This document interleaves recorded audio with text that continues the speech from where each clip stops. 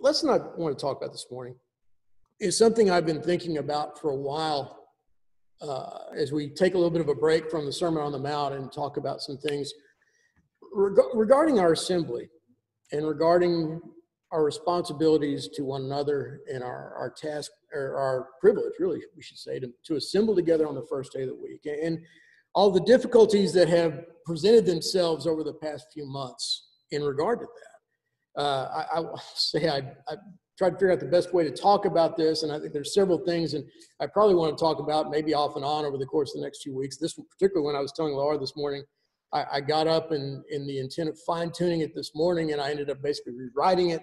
So I've kind of gone back and forth on the best ways to talk about this.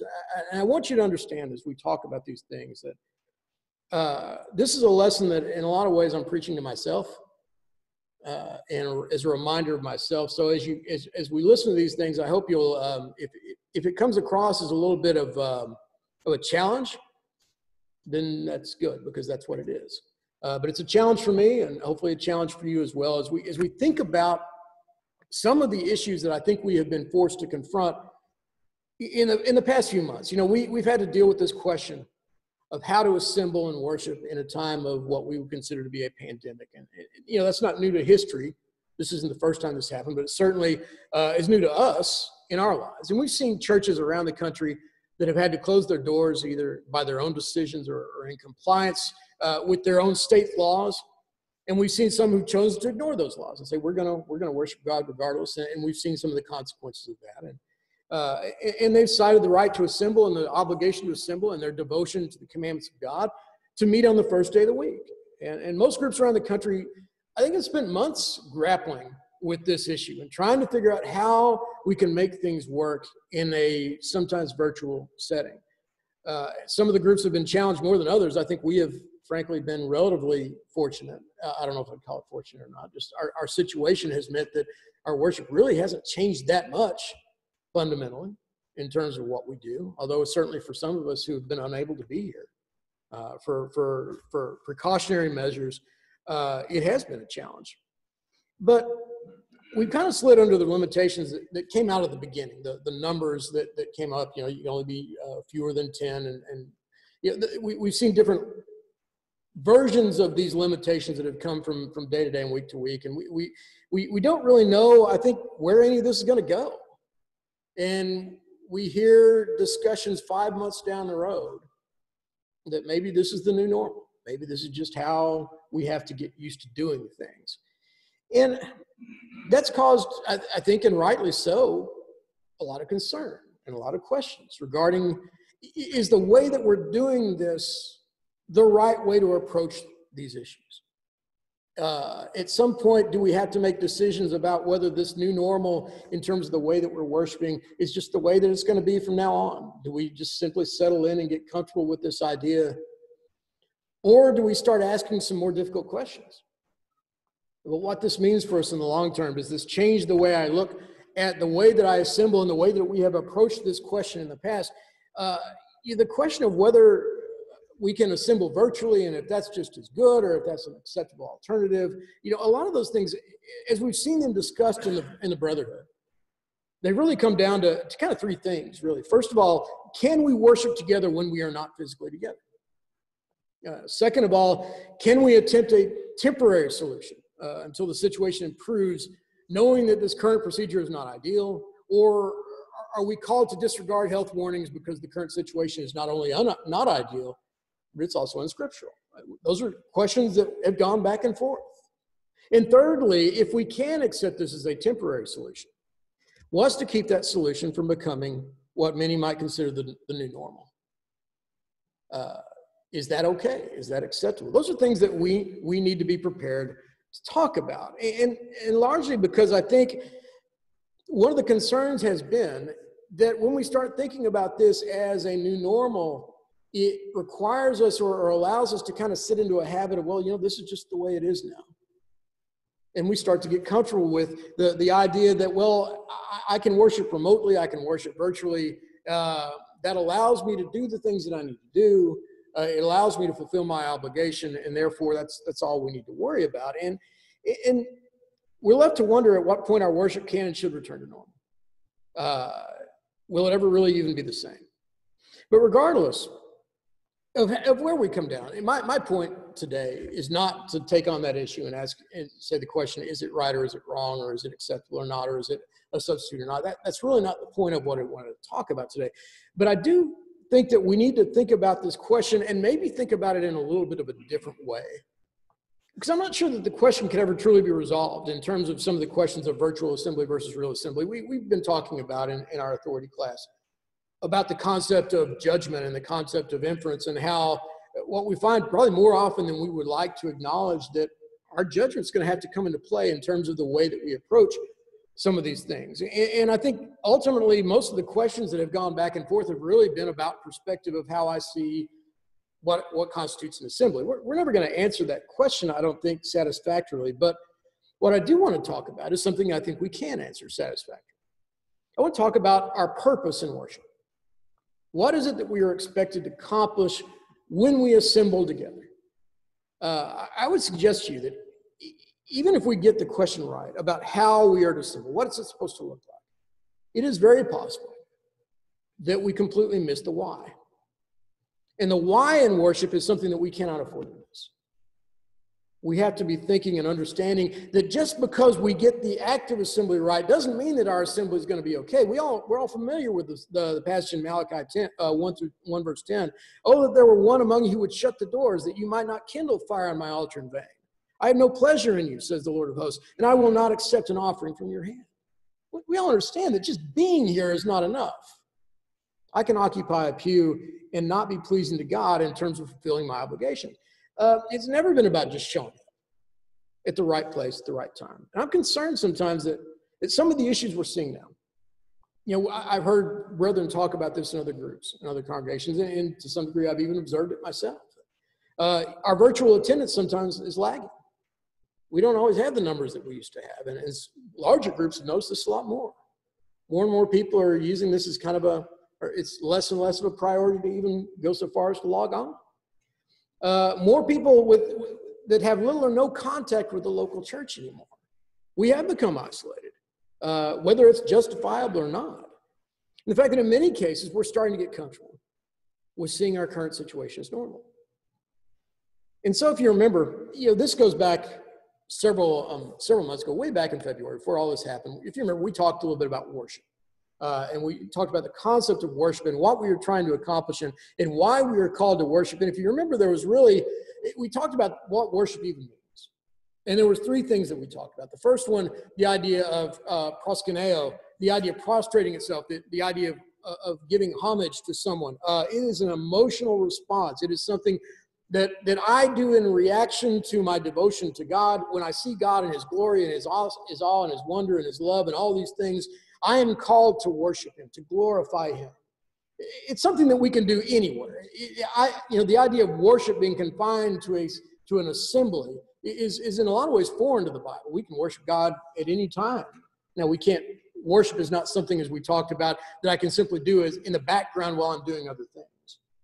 Worship is something that requires me to focus my mind and my heart, pointing myself towards God and giving God my attention and giving God my devotion. We talked, secondly, about the idea of worship in terms of being devout, a worshiper who is devout, someone who in their ongoing life evidences a desire to follow God. And we see that on a number of occasions, but most of the time, the way that we think about worship is the word latreo, is this idea of rendering religious service or homage or homage that we see in a number of different passages. It is related to the idea of ministering to God.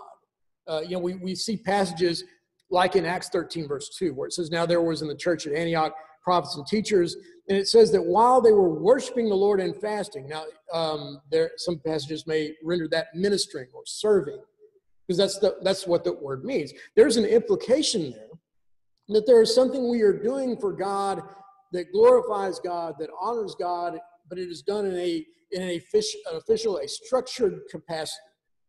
And it is done collectively. And we talked about the idea that is our obligation for worshiping together. And when we think about There we go. The idea of giving direct acknowledgement to God, whatever it may be. Our job is to worship God. And I think we understand. It's the same passage, the same word that's used over Romans 12:1, where Paul writes, I appeal to you, therefore, brothers, by the mercies of God, to present your bodies a living sacrifice, holy and acceptable to God, which is your spiritual worship or your reasonable service. There's a lot of different ways that is rendered. And it's interesting there that when Paul uses this passage, it kind of goes counter to what we've been talking about, the idea of presenting your body as a living sacrifice. He's obviously not talking about the assembly, right? He's talking about going about my daily life. Everything that I do, everything that I am is to be a sacrifice to God. But he's making a parallel there. And he's making a parallel is that just as the priest who is ministering under the old law, he's been talking for the first 11 chapters about the old law, hasn't he?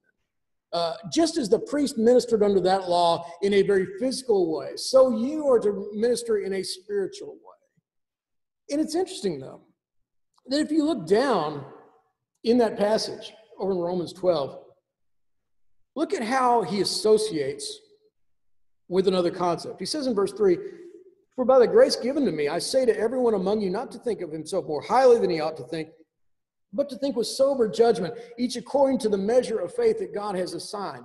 For as in one body we have many members, and the members do not all have the same function.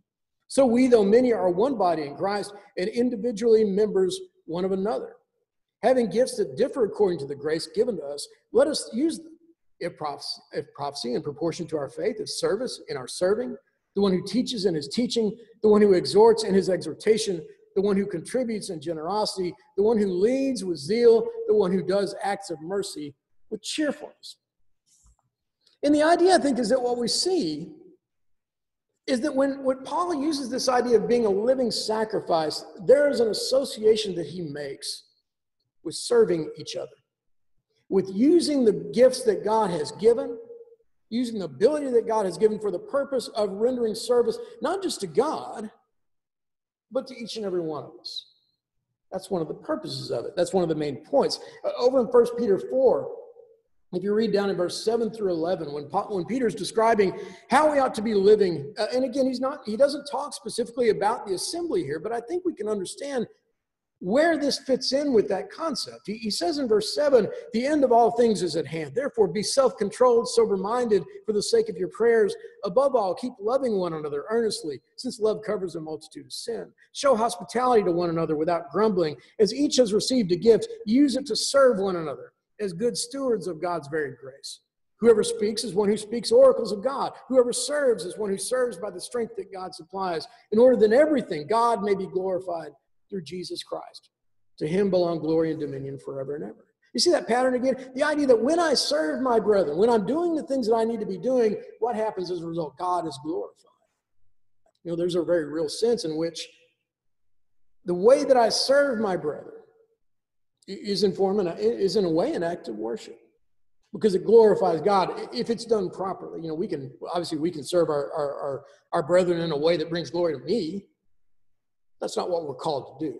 And again, while he's not talking specifically here about the assembly itself, I think we start to see a pattern, an overall, we're going to use this phrase a lot, an overall overarching principle of life that we need to be living by. And it's not something we do only in the assembly. It's not something we do only in our day-to-day life. It's everything that we do. It encompasses our relationship to each other. You know, we do this a lot. You know, we look at some passages such as Colossians 3:16 through 17, which has nothing to do with the assembly specifically. But we can kind of see how that idea of service and the idea of edification and upbuilding each other is something that we ought to be doing. We have a responsibility for that. It says in verse 16, let the word of Christ dwell in you richly, teaching and admonishing one another in all wisdom, singing psalms, hymns, and spiritual songs with thankfulness in your heart. And whatever you do, in word or deed, do everything in the name of the Lord Jesus, giving thanks to God the Father through him. I think we understand, again, that while this isn't talking about the assembly, it's an outgrowth of our relationship. It's something that we do throughout our lives. But to do it, we have to be together, don't we? We have to have an association. We have to have fellowship. That's the only way that any of these things work. And I think what we see as we look through the New Testament is that worship assemblies in the New Testament are not isolated activities. They are extensions of our relationship. We see the idea of being together, as we talked about in Acts 2 and Acts 4 in our authority class, being together on a daily basis, helping each other, seeing to each other's needs, and all those things culminate in the assembly together of the saints, where we meet together and we take the Lord's Supper and we share in that fellowship, we share in that communion, we share in that remembrance. What I think we see is that the emphasis in Scripture, when we see the idea of Christians assembling together or working together, is not placed on praise and glorification of God, at least not directly in the assembly. It's kind of interesting, when you look at the few passages that really do talk about the assembly, almost right down the line, the focus is on edifying each other. And I think the reason of that is that it should go without saying. If we're going to gather together to assemble, we're going to worship God. That just goes with, we shouldn't even have to say that. But sometimes we do have to add that we have an obligation to the person sitting next to me, because that doesn't always go without saying. And sometimes it's easy, I think, to forget about those things. And I think that's, in a lot of ways, the key for us in answering a lot of these questions. Determining whether what we do, how we worship, is accomplishing that. Is it acceptable worship to God? And can I give an acceptable worship to God if I am not contributing something? Something. We can, defining what that is something we can determine in a later lesson, but can we not agree that I can't assemble lawfully in a godly, acceptable, scriptural way if I do nothing, if I contribute nothing, if I simply observe? We spend a lot of time, I think, in these discussions focusing on getting people into the same physical space.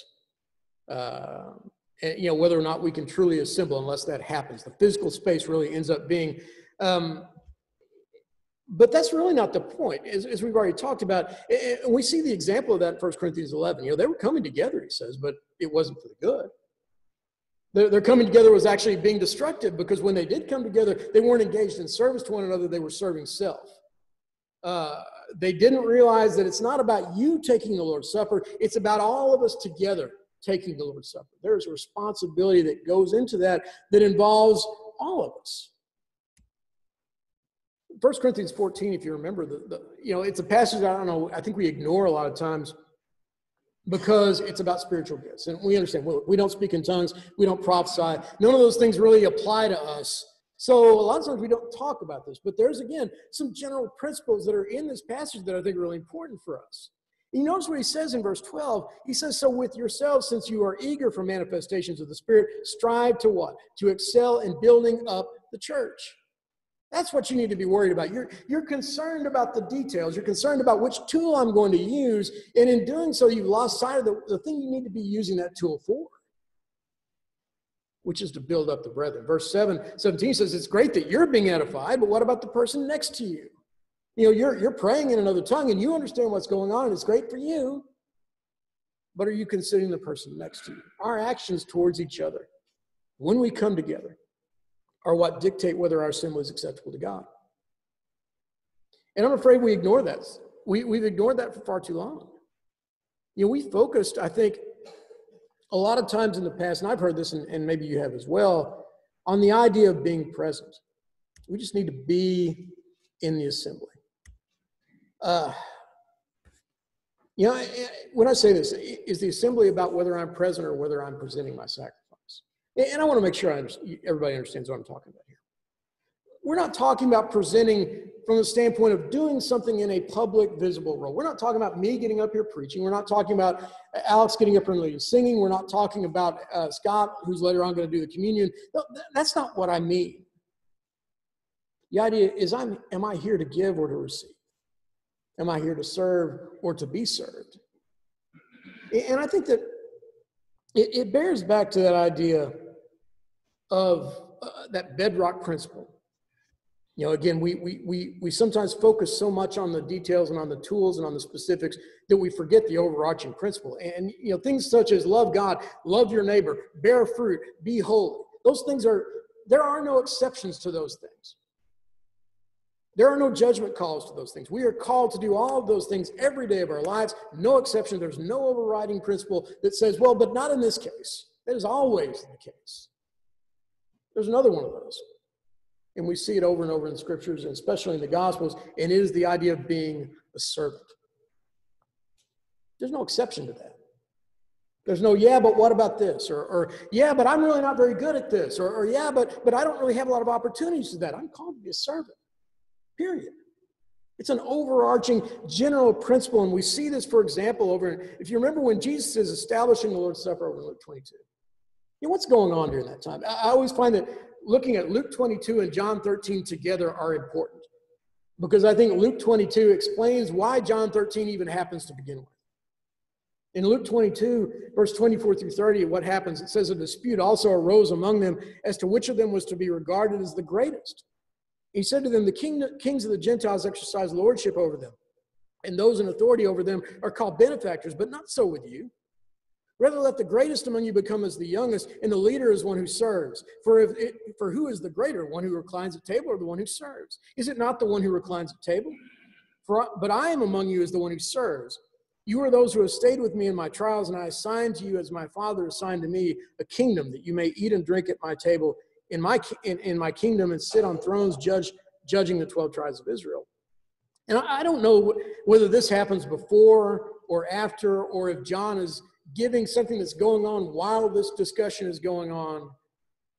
But in John 13, don't we see something that's related to this? Because we see when he had washed their feet, he put on his outer garments and resumed his place and said to them, do you understand what I have done to you? You call me teacher and Lord, and you're right, for so I am. If then your Lord and teacher has washed your feet, you also ought to wash one another's feet. For I have given you an example that you also should do just as I have done. When we think about how we are evaluated as Christians, how we are evaluated as disciples. It's interesting to me that in 1 Timothy 5:9, when he talks about the idea of a widow indeed, one who is to be seriously qualified as a widow worthy of support of the church, what are the things that he asks? Does she have a reputation for good works? Has she brought up children, shown hospitality? Has she washed the feet of the saints? Has she cared for the afflicted, devoted herself to every good work? There's a call for us to be servants. And I hope we can see, as we go through the books, through the New Testament, there's this over and over an emphasis on these one another statements that are made, the obligation we have to each other. Whether it's referring to our day-to-day lives or referring to our time together in the assembly, the emphasis on how can we build each other up in the time that we have. That's our call. And we probably heard lessons, and I've talked about this, I've made this point, and it's not a wrong point. But you probably heard lessons about the importance of attendance and how even if we're just there, not actively participating, it's still important that our presence still holds value. And that's absolutely true. I said it at the beginning, and I mean it. It's good to see everybody. It means a lot. When you're not here, it matters.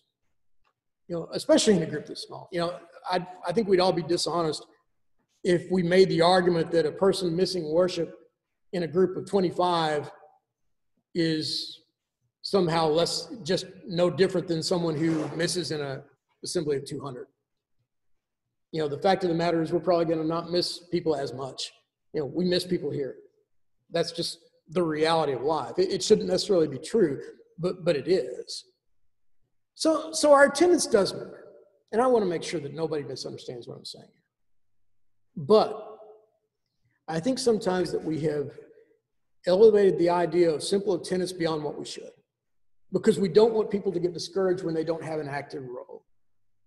And we want to make sure that they understand that what they're doing is important. But I think sometimes we go to the point that all I've got to do to contribute, to do the work that we've been talking about, my act of service is to show up on Sunday morning and sit down in the pew and worship.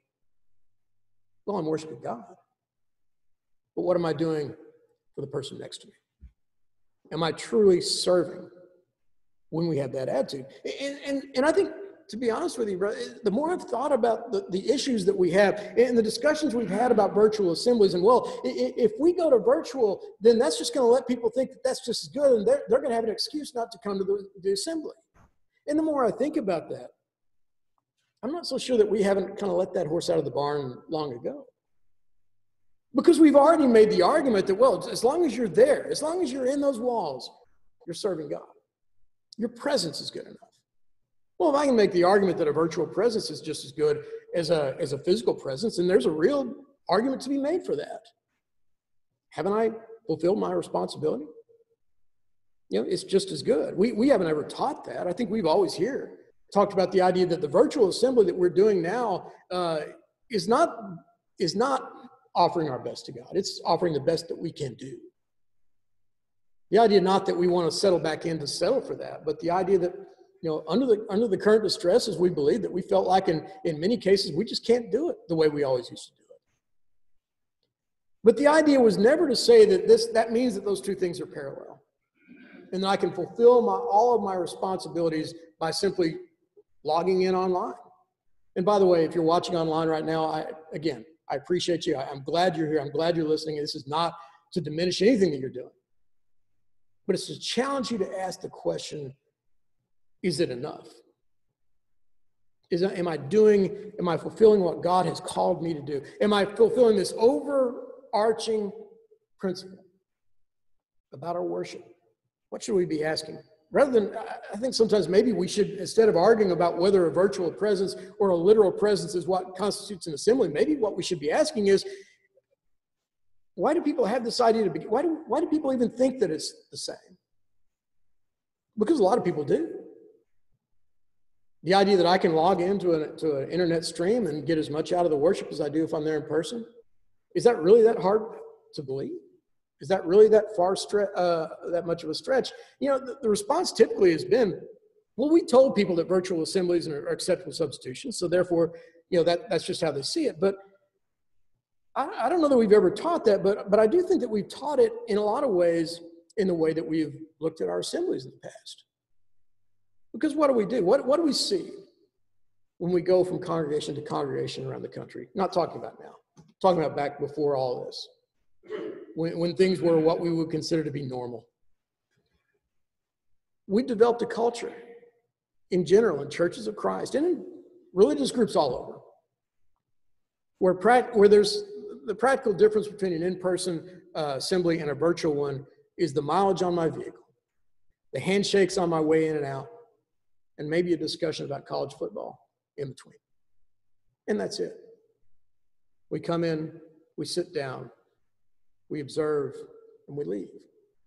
The only difference is when I'm doing it virtually, nobody gets to see that. Nobody really, theoretically, if we were sitting here monitoring the feed, we could probably know who was coming in and who wasn't, but we don't know. Ultimately, the one thing that we have about being an encouragement by just showing up, we kind of take even that away when we do virtually, and when we assume that that's just as good. Now we don't even have the presence there to encourage each other. That's the attitude that we see. That's why the back pews are filled while the front are empty.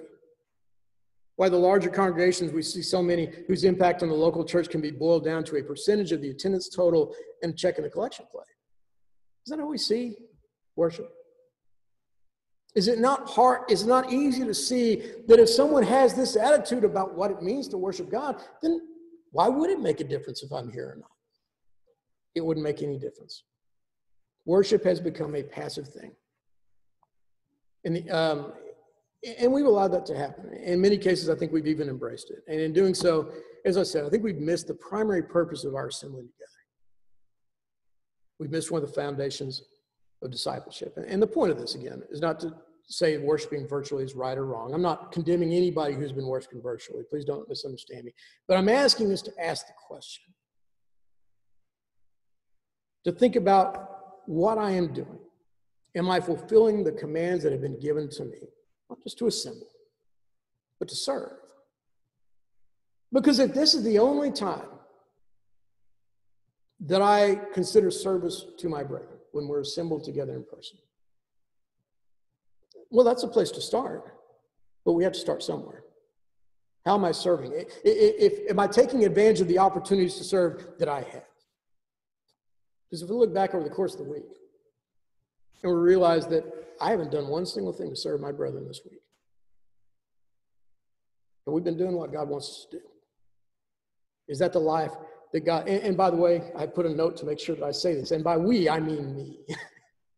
As I said, this is a challenging lesson, not just for hopefully all of you, but for me as well, because I think about all the ways that finding ways to serve, finding ways to make this idea a part of our lives is vital to us. We can't be God's people if we're not doing it, if we're not serving each other in whatever way that we can. And I was thinking about, this is why I rewrote the sermon. Originally, this is what was going to be my sermon. And I envisioned the point of me being 9:50 and me getting to the main point of my lesson and people having a stroke because they thought they were going to be here for 2 hours. And I don't want to do that, but I want to very briefly look at three things that I noticed in the book of Hebrews. And we've been talking about the idea of the assembly and the idea of exhorting one another and the authority we have for all these things. And I noticed that there's three distinct warnings that relate to this in the book of Hebrews. And I think it's really interesting the way those things kind of build on each other. The first one is over in Hebrews chapter 3, verses 12 through 14. And again, he's not talking about the assembly. He's talking about every day, right? Because in verses 12 through 14, what does he say? Take care, brothers, lest there be in any of you an evil, unbelieving heart, leading you to fall away from the living God. But exhort one another every day, as long as it is called today, that none of you may be hardened by the deceitfulness of sin. For we have come to share in Christ, if indeed we hold our original confidence firm to the end. We notice a couple of things about that. The idea that we are to do this, first of all, we're to exhort each other. That's not the exhorter and the exhortee. And it's very easy for us when we're someone who is young in the faith or someone who is maybe struggling with their faith and doesn't see themselves as someone, so-and-so's so much more righteous than me.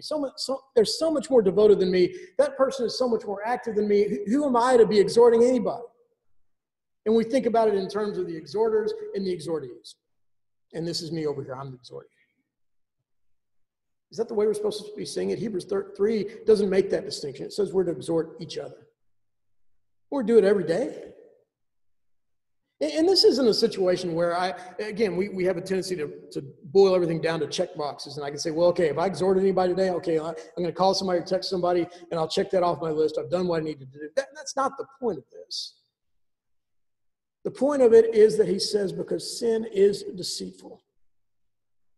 Because sin allows us to be deluded over time. It allows us to believe that we've done all that we need to do, that everything is just fine.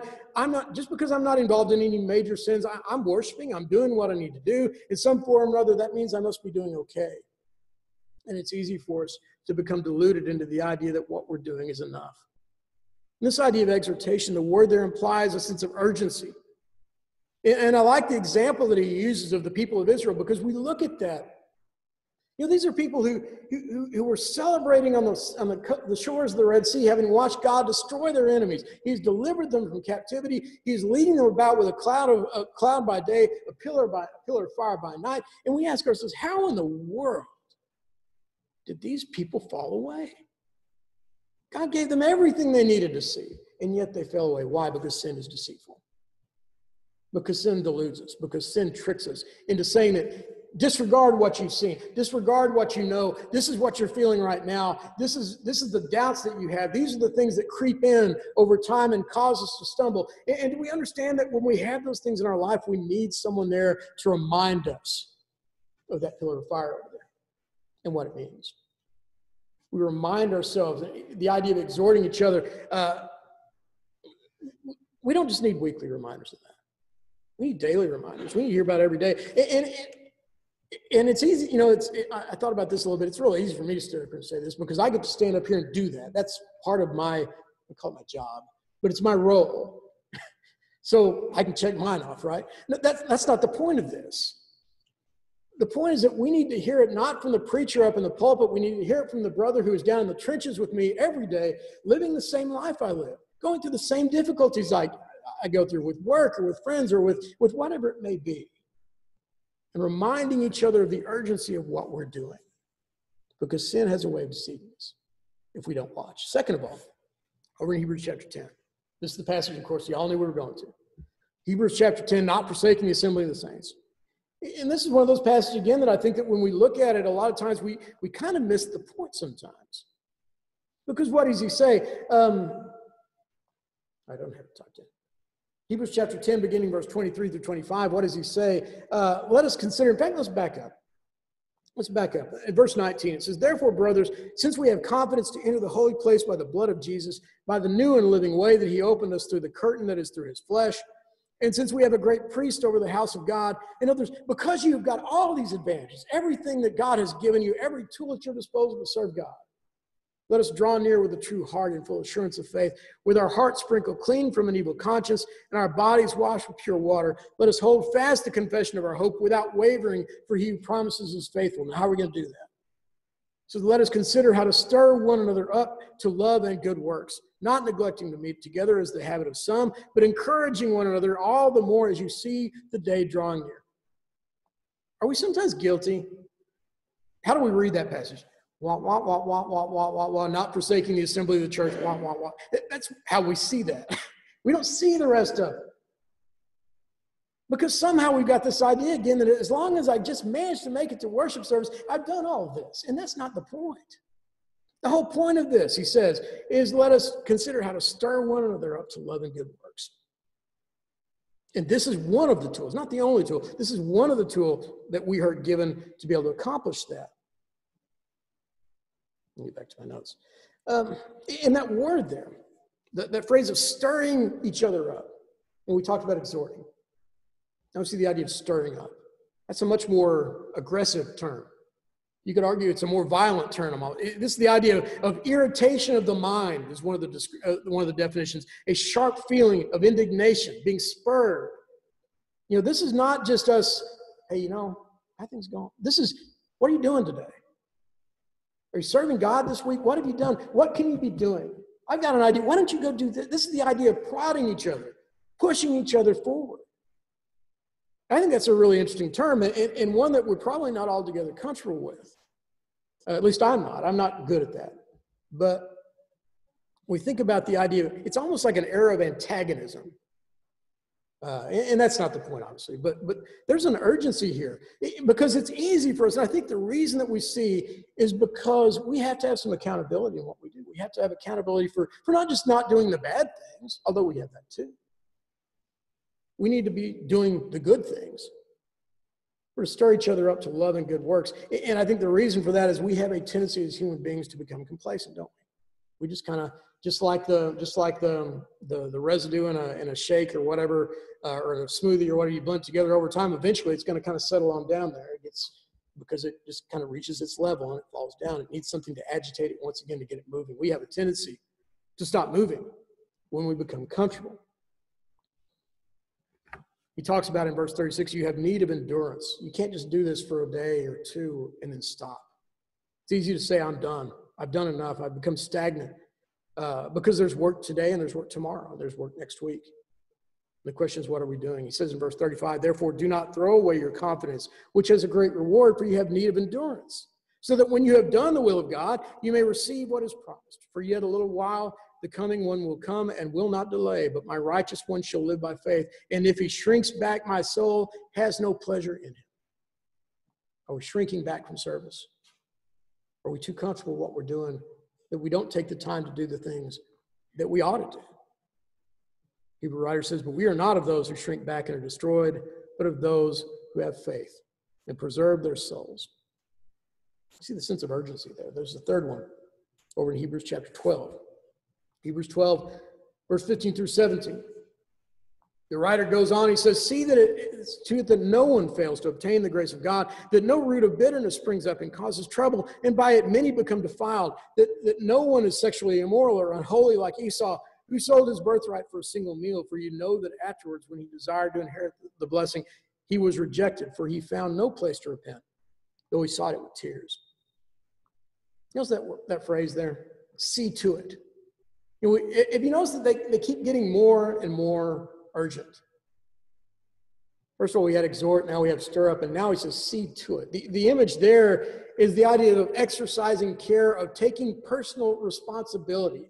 You go see to it. What does that mean? It means that you're not going to wait for that person, whether he'll do it or not. You go make sure it happens. That's a really strong term when you start thinking about it, because there's an implication there that you bear some responsibility. If a root of bitterness springs up in the church, why did you allow that to happen? Why did you sit back and do nothing. In the example of Esau, and the one I think that's so appropriate for us in this context, why did Esau sell his birthright? Because he didn't value it. Do you think Esau valued his birthright? I think he did. He clearly did, because he sought it with tears later on, but he didn't value it that day. He had become complacent with it. The needs of that moment, the needs of that day outweighed the greater reward. He lost sight of it because he didn't see it as holy. He didn't treat it as holy. We have to treat our relationship with God that way, don't we? And it's hard to do it every day.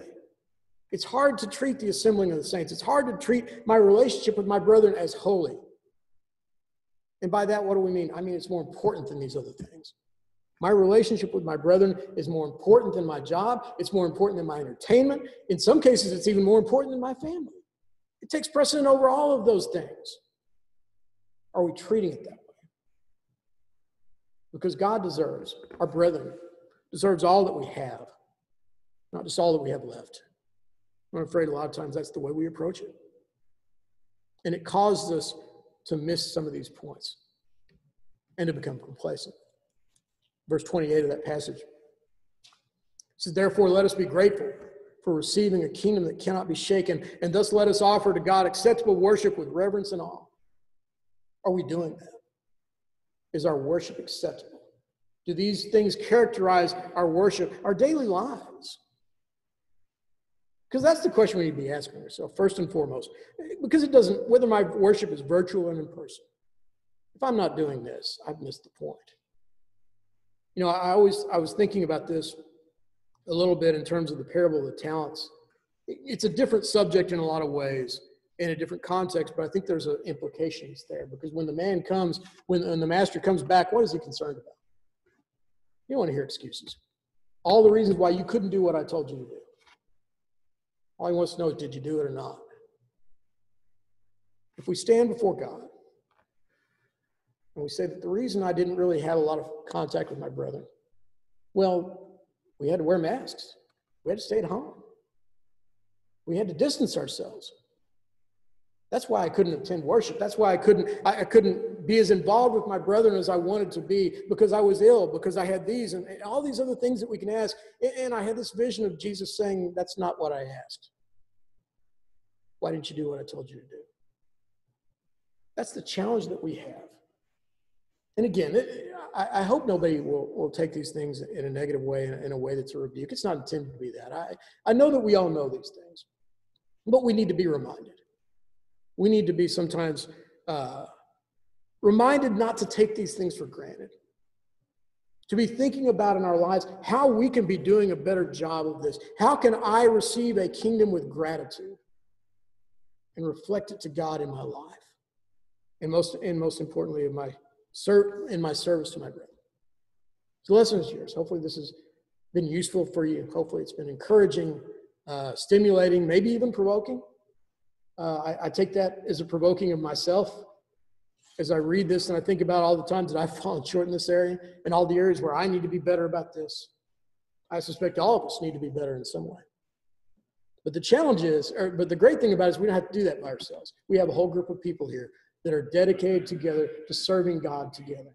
And if we don't know how to fulfill this right now in this current environment, let's figure out how to do it. Let's find ways to serve each other, whatever they may be, and glorify God together. The lesson is yours this morning. Hopefully it's been useful. We pray that we'll apply these things in our lives. I'll pray that I'll do it in mine as well. If you're here this morning, and you need prayers of the saints, if you're online and you have things that you need to pray for, if you have questions, anything that we can do for you to make your life right with God, we ask you to come or let us know as we're letting our invitation song.